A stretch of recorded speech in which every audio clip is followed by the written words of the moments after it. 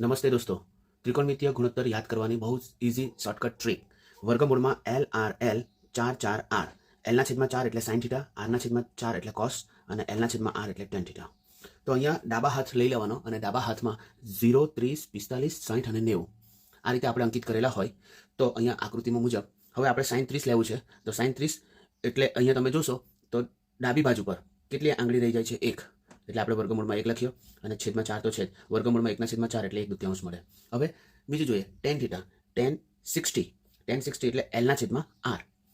ડાબી બાજુ પર કેટલી આંગળી રહી જાય છે? 1, 2 અને 3. 60 પછી 3 આંગળી, બરાબર? એટલે વર્ગમૂળમાં 3 લખીએ. અને આર જે છે એટલે જમણી બાજુ પર 60 પછી કેટલી આંગળી રહી જાય છે?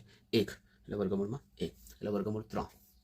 આશા રાખું તમને આ રીતે ત્રિકોણમિતીય ગુણોત્તરની કિંમતો સરળતાથી શોધી શકશો અને પરીક્ષામાં જે 2 માર્ક્સના એક્ઝામ્પલ આવે છે તે ખૂબ સારી રીતે તમે સોલ્વ કરી શકશો. So wish you all the best for your exam.